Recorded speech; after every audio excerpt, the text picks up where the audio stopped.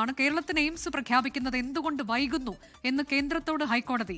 ജനസാന്ദ്രത കൂടിയ സ്ഥലമായതിനാൽ കേരളത്തിന് എയിംസിന്റെ ആവശ്യകത ഉണ്ട് എന്ന് ഹൈക്കോടതി ചൂണ്ടിക്കാട്ടി. എയിംസിനായി സംസ്ഥാന സർക്കാർ 10 വർഷമായി ഒന്നും ചെയ്തിട്ടില്ല എന്നാണ് കേന്ദ്ര സർക്കാർ കോടതിയിൽ പറഞ്ഞത്. സ്ഥലം കണ്ടെത്തി നൽകിയെന്നും അത് കേന്ദ്ര സർക്കാരിനെ അറിയിച്ചതാണെന്നും സംസ്ഥാന സർക്കാർ മറുപടിയും നൽകിയിട്ടുണ്ട്. വിഷ്ണു സുരേഷ് വീണ്ടും വാർത്തയുടെ വിശദാംശങ്ങളുമായുണ്ട്. വിഷ്ണു, ഇതിലിപ്പോൾ ഒരു അളവ് വരെ ഇത് വിമർശനം തന്നെയാണ്. കാരണം ഇത്രയധികം ജനസാന്ദ്രതയുള്ള ഒരു സംസ്ഥാനത്തിന് എന്തുകൊണ്ട് ഇത്രയും കാലം എയിംസ് അനുവദിച്ചില്ല എന്ന് കോടതി ചോദിക്കുകയാണ് കേന്ദ്രത്തോട്. അതിന് ചില ന്യായവാദങ്ങളൊക്കെ കേന്ദ്രം നിരത്തുന്നു. അതിന് മറുപടിയും നൽകിയിട്ടുണ്ട് കേരളം. എന്താണെന്ന് കോടതി ചൂണ്ടിക്കാട്ടിയത്? ഒപ്പം ചില നിർദ്ദേശങ്ങൾ കൂടി നൽകിയിട്ടുണ്ടല്ലോ കേന്ദ്രത്തിന്. അനുജ, കേരളത്തിന് എയിംസ് എന്നുള്ള കേന്ദ്ര സർക്കാർ വാഗ്ദാനങ്ങൾ അത് പാഴാകുകയാണോ എന്ന് കോടതി ചോദിച്ചിട്ടുണ്ട്. നിങ്ങൾക്ക് ചില പോളിസികൾ ഉണ്ടാകും, പക്ഷേ അത് കേരളത്തോടുള്ള വിവേചനമായി മാറരുത് എന്ന് ഓർമ്മിപ്പിക്കൽ കൂടി കോടതിയുടെ ഭാഗത്തുനിന്നുണ്ട്. പ്രത്യേകിച്ച് കേരളം പോലൊരു സംസ്ഥാനം വലിയ ജനസാന്ദ്രത കൂടിയ സംസ്ഥാനമാണ്.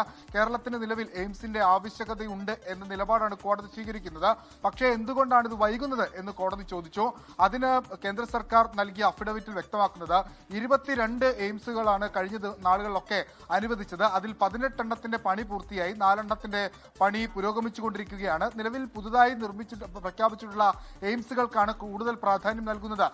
കേന്ദ്ര സർക്കാർ നയപരമായ ഒരു തീരുമാനം എടുക്കാതെ ഈ കേരളത്തിലെ എയിംസ് എന്ന കാര്യത്തിൽ ഒരു വ്യക്തമായ സത്യവാങ്മൂലം നൽകാനാകില്ല എന്നാണ് കേന്ദ്ര സർക്കാർ അഭിഭാഷക ഹൈക്കോടതിയെ അറിയിച്ചത്.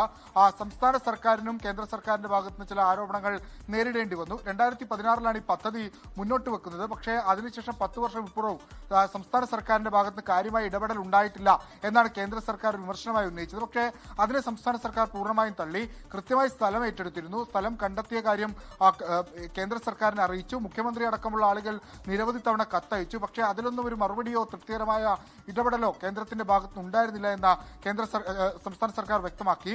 ആ ഘട്ടത്തിൽ കോടതി പറഞ്ഞത് ഈ 22 പുതിയ എയിംസുകൾക്ക് അനുമതി നൽകിയതിന്റെ മാർഗനിർദ്ദേശവും മാനദണ്ഡവും അതെന്താണെന്ന് കോടതിയിൽ സത്യവാങ്മൂലം അതുവഴി അറിയിക്കണമെന്നാണ് നിർദ്ദേശം നൽകിയിട്ടുള്ളത്.